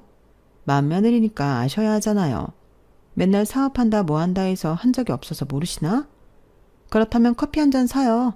그럼 우리가 자세히 알려줄 테니까요. 그래서 결국 저는 장례식이 끝나고 동서들과 카페에서 만났어요. 카페에서 동서는 아이스 아메리카노도 아니고 프라푸치노처럼 제일 비싼 음료를 시키더라고요. 거기다 빵에 쿠키에 다 먹지도 못할 것들을 시켜댔어요. 저는 떨리는 손으로 결제를 했어요. 그리고 동서 2명은 저를 앞에 두고 수다를 떨었어요. 요새 유치원이 어떻다더라. 학원은 어느 동네가 좋다더라. 여느 학부모가 할 법한 대화들이었죠. 그리고 요새 핫한 카페와 키즈 카페를 서로 알려주고 저는 누군지 모를 학부모의 험담을 하기도 했죠. 그러다 두 동서 동시에 저를 보는 거예요. 그리고 작은 동서가 순진한 얼굴로 물었어요. 그러고 보니 형님네 애들 다 기숙학교에 들어갔죠? 저기 시골 동네 맞죠? 애들 왜 거기로 보내신 거예요? 저는 커피를 마시다가 사례에 들렸어요. 제가 기침을 하자 큰 동서가 작은 동서를 살짝씩 때리며 웃었어요. 동서는 뭘 그런 걸 물어. 지금 형님 사는 데가 옥탑이잖아. 거기서 애들이 어떻게 공부를 하겠어? 애초에 생활을 하겠어. 아무리 비위가 좋아도 말이야. 찾아보니까 학비도 저렴하던데 뭘. 그리고 들어보니 다들 비슷한 이유로 그 학교 보내던데 뭐 비슷한 수준끼리 있으면 좋지. 비교도 안 되고. 요즘 애들은 우리 세대랑 다르게 똑똑해서 누가 잘 사는지 가난한지 다 파악하던데 그러니 잘 됐지 뭐. 그러면서 큰 동서는 제게 동의를 구했어요. 저는 기침을 하며 대답을 회피했죠. 회피하면서 저는 마음이 또다시 무너졌어요. 치부를 들킨 것 같은 기분이었죠. 아니, 치부를 들킨 게 맞았죠. 그리고 동서들은 계속해서 저를 무시하는 듯한 말을 했어요. 두 동서들은 제 피부를 구석구석 뜯어봤어요. 우리 중에 형님이 피부 제일 좋았는데 다 옛날 일이네요. 이제 피부 관리도 안 받으시죠? 왜 전엔 종종 받으셨잖아요. 번쩍번쩍 윤이 나던 피부가 이젠 푸석푸석하네. 관리도 꾸준히 받아야 한다니까. 이제 어떻게 해요? 게다가 가방에서 섬유 탈취제를 꺼내 제 얼굴에 칙칙 뿌렸어요. 사정없이 뿌려서 제 얼굴에도 그게 묻었죠. 제가 뭐냐고 물으니까 저한테 이상한 냄새가 나는 것 같다고 하더라고요. 그러면서 섬유유연제는 비싸서 안 쓰냐고 하더군요. 태세 전환이라는 게 무섭더라고요. 원래 동서들도 제 남편과 도련님들 관계처럼 한마디만 하면 찍소리도 못했어요. 맏아들을 우대해주는 만큼 맏며느리에 대한 권위도 살려주셨죠. 물론 제가 권위 중심적인 사람이 아니어서 그런 분위기를 불편해했지만요. 하지만 홀대받고 무시받으니 맏며느리라고 우대해주던 그때가 낫다는 생각이 절로 들더군요. 달라진 동서들의 말투와 눈빛, 저는 지금도 잊을 수 없어요. 그만큼 당황스럽고 무서웠어요. 그리고 명절날이 되었어요. 저는 동서가 부탁한 대로 장을 봐서 시댁에 도착했어요. 어김없이 시아버지는 농가에 나가 계신 것 같았고 두 동서는 TV를 보고 있고 두 도련님은 벌써부터 술을 마시고 있었어요. 제가 집 안으로 들어가자 두 동서는 소파에 그대로 앉아 저를 보더니 입으로만 수고했다고 말하고 일어나질 않더군요. 형님 수고하셨어요. 부엌에 차근차근 정리하시고 이제 슬슬 시작해요. 아버님은 새참 가져다 드려야 해요. 제가 무심코 남편을 쳐다보니 남편은 저를 쳐다보지도 못하고 담배를 피우러 나갔어요. 그리고 한참 동안 들어오지 않더군요. 그 사이 저는 재료 손질을 하고 명절 음식을 준비했어요. 제가 틈틈이 부엌에서 나와 동서들을 쳐다봤는데 동서들은 웃기만 하더군요. TV를 보면서 말이에요. 저는 결국 명절 음식을 혼자 다 했어요. 시아버지 새참국수도 제가 만들었고요. 마트에서 일을 해서 손목이 아픈데 요리를 할 때마다 부르르 떨리더라고요. 하지만 어떻게 해요? 아무도 안 할 순 없으니 해야죠. 저는 도련님들 술상을 차려드리고 부엌으로 돌아와 시아버지 새참을 챙겨두었어요. 그때 두 동서가 오더니 새참은 자기들이 가져다 주겠다는 거예요. 저는 그때 콧바람이 쐬고 싶었는데 두 동서는 제 대답을 기다리지 않고 쟁반을 들고 밖으로 나갔어요. 저는 계속 이어지는 두 도련님의 술주정을 들어주고 비어가는 그릇에 음식을 채우며 정신없는 시간을 보냈어요. 그리고 저희 남편이 그제서 들어왔죠. 저보고 화장실에 가서 머리를 다시 묶고 오라고 하더라고요. 그러면서 제가 앉던 자리에 앉더군요.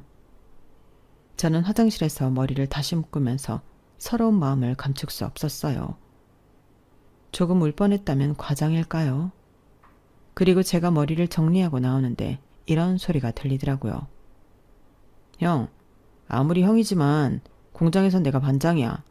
내가 반장이고 형은 아무 힘도 없는 현장직이라고. 내가 하라는 거 고분고분 하라니까. 그때만큼은 형은 형이 아니야. 내가 어떻게 평가하느냐에 따라 형 목숨이 왔다 갔다 한다고. 알아? 지난번에도 말이야. 내가 앞에서 담배 좀 핀다고 우르렁거리듯 쳐다봤지. 아니라고? 그런 적 없다고? 허, 어디 사람을 쫌생이로 하나. 형 그랬어. 근데 알아도 이제 형은 그럴 수 없는 위치야. 어디를 보나 내가 형보다 위지. 안 그래? 그러니까 눈치를 좀 봐. 어? 저는 그 말을 듣고 화장실에서 나올 수 없었어요. 화장실 문고리를 잡고 계속되는 도련님들의 폭언을 듣고 있었죠. 도련님들은 술에 취해서 그런 것인지 아니 그것보다 앙금이 남은 듯 말을 쏟아내기 시작했어요. 남자는 사업을 해야 한다고? 남자는 배포가 커야 하고 나보고 쫌생이라고 분명 그랬지. 형, 결국 근데 어떻게 됐어? 형은 망하고 나는 여전히 다니고 있잖아. 그거 알아? 난 연금도 나온다고. 왜 얼마 되지도 않는 거 가지고 유세 떤다고 해보시지. 아버지한테 무릎 꿇고 돈 빌려다고 할 때부터 난 사업은 아니다 싶었어. 저렇게까지 해서 하고 싶을까? 굴욕적이잖아. 적어도 난 그런 일은 없다고. 내가 할 일만 잘하면 되지. 그리고 결국 이게 뭐야? 아버지 돈 끌어쓰다 망했잖아. 쪽팔린 건 형이야.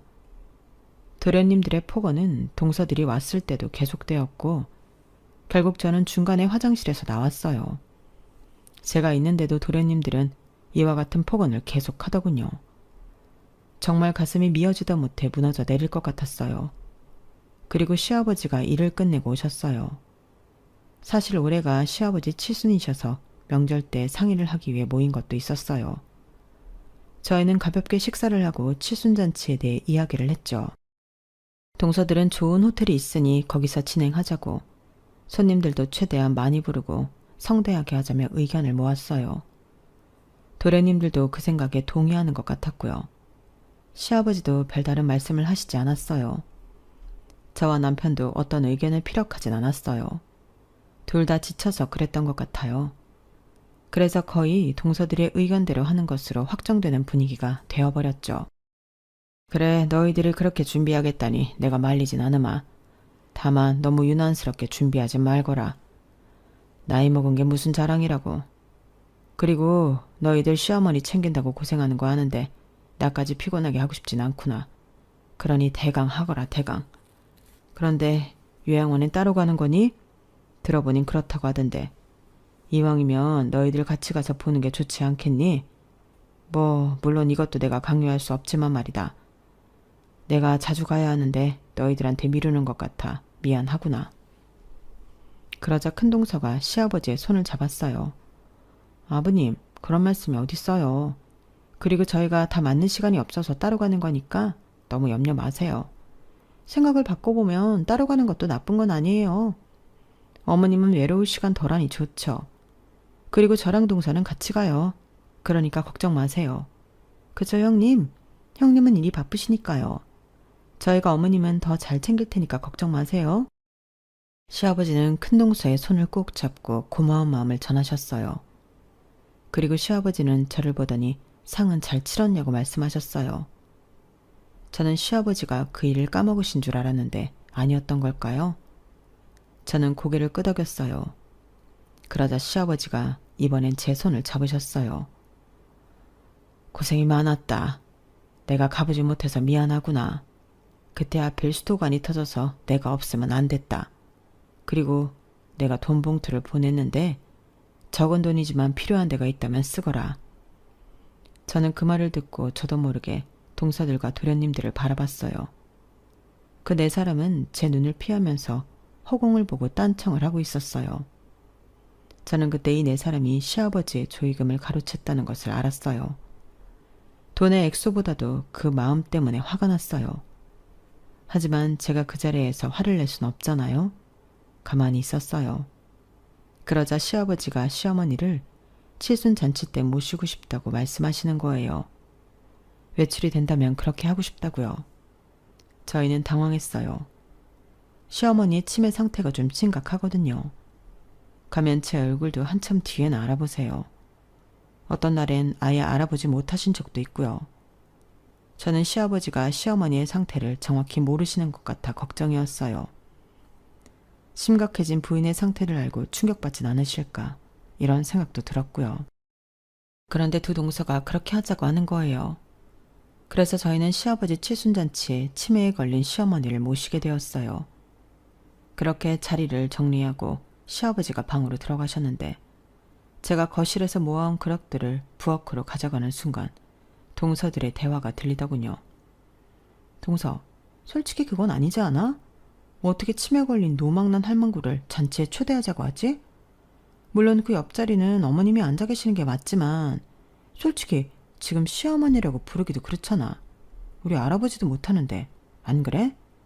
그러게요 형님. 아무리 눈치가 없으셔도 노망난 노인네 데리고 무슨 잔치예요.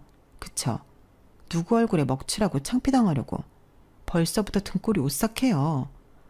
그 전에 돌아가시는 게 제일 좋긴 한데 그럴 리도 없고 우리 어머님 명줄 하나는 길다니까. 그 말을 듣고 저는 불쑥 동서들 앞에 섰어요. 그런데 동서들은 저를 보고도 놀라지도 않았어요. 어쩌면 제가 부엌 앞에 있다는 것을 알고 돼야 한 것처럼요. 형님, 나머지는 알아서 치울 수 있죠? 저희는 좀 피곤해서. 저희 먼저 갈게요. 그리고 오늘은 택시 타고 가세요. 그러면서 2만 원을 식탁에 놓고 사라졌어요. 그리고 어느덧 시아버지의 칠순잔치가 되었죠. 저는 연회장을 꾸미고 사회자에게 대본을 전달하고 음식을 확인하고 무척 바빴어요. 그리고 두 동서는 시어머니를 데리러 갔죠. 그런데 두 동서들이 각자 자기 자식들 옆에 꼭 붙어서 연회장 일에는 신경도 쓰지 않았어요. 오히려 연회장에서 혼자 바쁜 저에게 빈병이라도 주워가서 살림해 보태요 라며 농담도 아닌 말을 하기나 했죠. 저는 끓어오르는 화를 참고 시어머니에게 다가갔어요. 제가 다가가니 시어머니는 엄청 놀라며 저를 쳐다봤어요.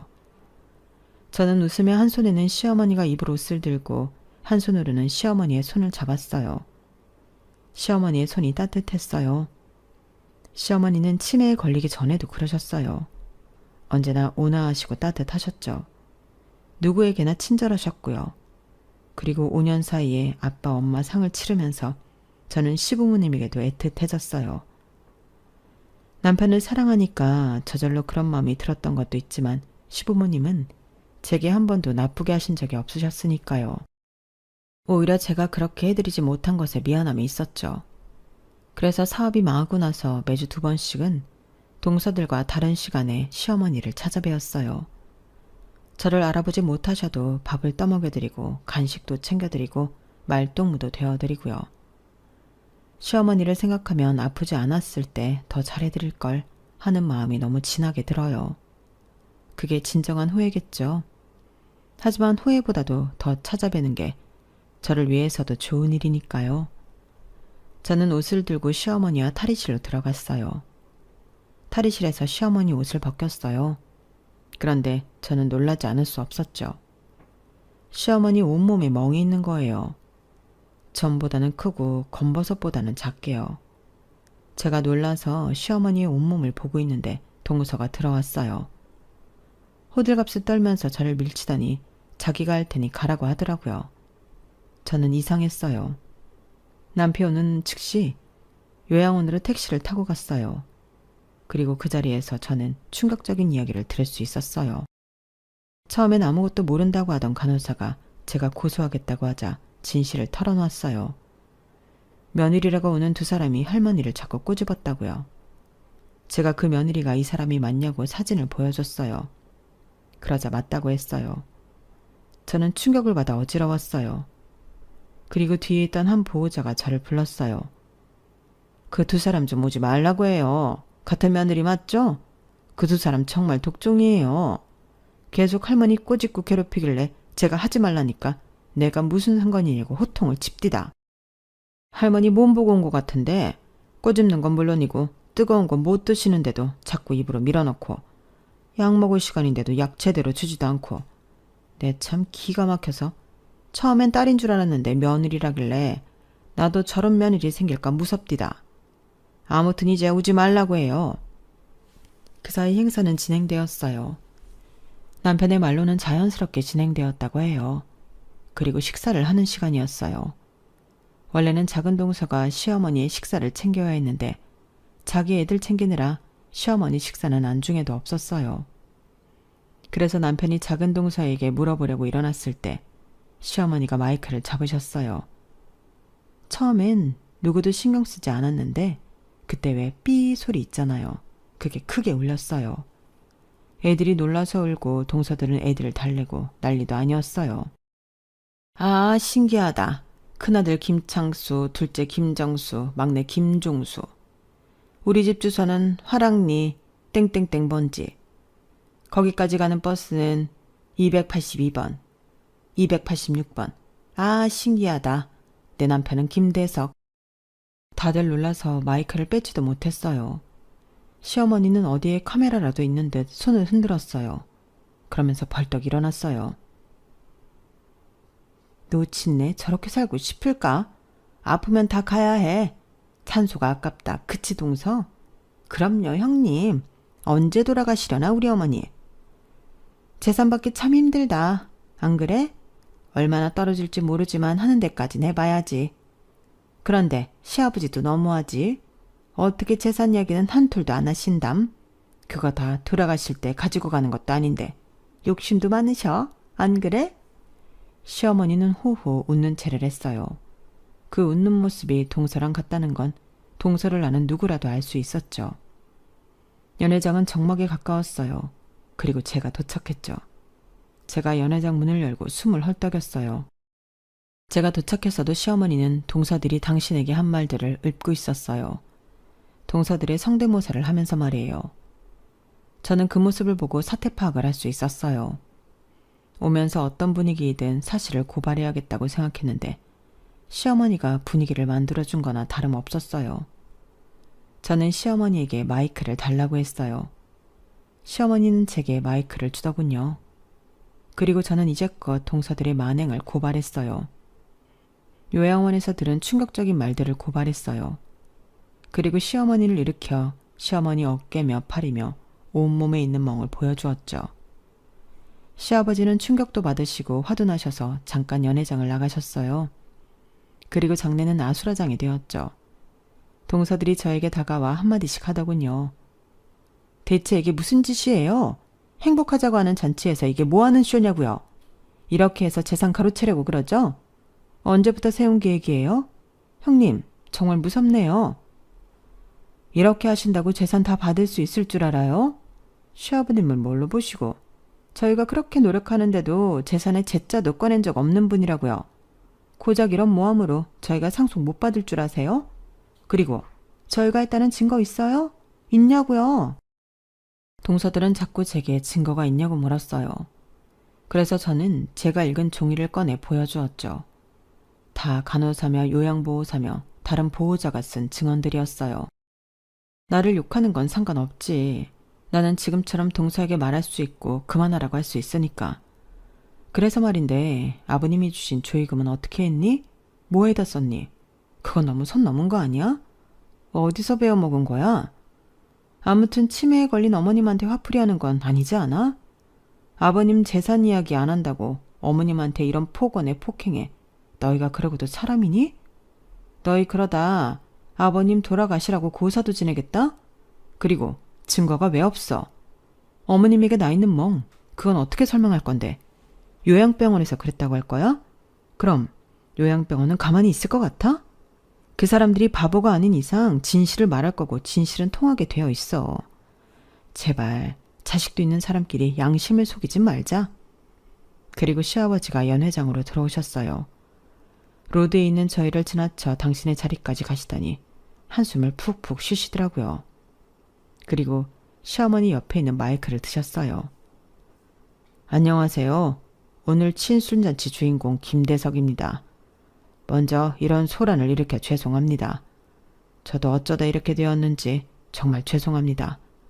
그리고 저는 오늘 중대 발표를 하려 합니다. 저는 오늘 이후로 제 농가를 큰 며느리에게 넘기려 합니다. 며느라가야, 잘 들어라. 나는 네가 고생한 거 다 안다. 남편 잘못 만나 사업 망하고 허튼 일 하면서도 치매 걸린 시어머니 챙겨주랴, 혼자 사는 시아버지 챙겨주랴 고생하는 거 다 안다. 그 고생을 알고 있어서, 그리고 나는 너의 부지런함을 알고 있어서 내 농가에서 일해보라 제안한 것이다. 그리고 너는 내 믿음에 응답하듯 정말 잘해주고 있구나. 그래서 나는 이 농가를 너에게 넘겨주려 한다. 원래는 이렇게 빨리 넘길 생각은 없었지만 그래야 할 것 같구나. 이제 나도 내 마누라를 챙겨야지. 너무 홀로 둔 것 같구나. 장내가 동서들의 울분으로 들썩였어요. 동서들이 시아버지의 발언에 울고불고 난리도 아니었어요. 동서들 옆에 있던 아이들도 함께 울고요. 그리고 도련님들은 헛웃음을 치며 저를 노려보았죠. 그리고 이들은 이내 시아버지 앞에 다가가 무릎을 꿇고 호소하기 시작했어요. 뜻을 굽혀달라고 취소해달라고 두 손을 싹싹 빌면서 애원하더라고요. 하지만 시아버지는 눈 하나 깜빡하지 않았어요. 어떻게 이런 철면피가 있단 말이냐. 너희들이 내 부인에게 한 짓을 내가 보고도 잊으란 말이냐? 나는 오는 일을 분명히 기억할 거다. 썩 돌아가거라. 그렇게 시아버지의 칠순잔치를 아수라장으로 끝냈어요. 저는 이후에 시아버지를 찾아갔어요. 사실 농가를 물려받는 일이 부담스러웠거든요. 제가 시아버지를 만나 이런 이야기를 하자 시아버지는 저를 안심시켰어요. 내가 지금 당장 물러난다는 게 아니다. 적어도 너에게 물려준다는 말을 하고 싶었을 뿐이야. 천천히 알려주마. 천천히 깨우치고 발전시키거라. 나는 너의 감각을 믿는다. 그 여행 사업도 내가 들어온 뒤로 호황을 맞이했다지. 우리 농가도 그렇게 되도록 노력해주렴. 그렇게 저는 농가 일을 본격적으로 배우기 시작했고 저희 부탁으로 남편도 농가에서 일을 하기 시작했어요. 동서들은 시아버지를 찾아와 몇 번이고 사과했지만 시아버지는 받아들이지 않으셨어요. 그리고 동서들은 시어머니도 찾아갔는데요. 요양병원에서 동서들을 알아차리고 내쫓았다고 하더군요. 그리고 그 사건 이후로 시아버지는 시어머니를 집으로 모셨어요. 그래서 저희 부부는 매일 시아버지 댁에 찾아가 시어머니를 시아버지와 함께 돌보았어요. 그리고 알고 보니 도련님들 아파트 전세 대금이 시아버지의 돈이었어요. 또 종종 돈을 빌렸던 모양이에요. 그래서 시아버지가 당장 그 돈을 갚을 것을 요구하자 집을 내놨고 차를 팔아 다른 작은 집으로 이사를 했다고 들었네요. 정말 인생사 세옹지마라는 말이 제 삶에 퍽 어울리는 옛말이지 않나요? 언제나 호황일 것 같았던 사업이 전염병으로 망해서 옥탑방에 살며 허드렛 일만 하다가 제 진심이 통해 시아버지 사업을 물려받게 되었으니까요. 하지만 여기서 중요한 건 늘 진심은 통한다는 거예요. 그러니까 우리가 행하는 진심이 깨끗하고 옳다면 하늘에서 응답할 거예요. 하늘은 스스로 돕는 자를 돕는다는 말도 있잖아요. 정말 옛말엔 틀린 말이 하나도 없어요. 여기까지가 제 사연입니다. 여러분들도 늘 깨끗하고 옳은 진심으로 하루하루를 대하시길 바라요. 그럼 꼭 하늘에서 응답할 거니까요. 그럼 오늘도 좋은 하루 보내세요. 여러분, 사연 댓글에 응원과 현명한 조언 부탁드려요. 좋아요와 구독은 저에게 큰 힘이 됩니다. 오늘도 좋은 일 가득하세요.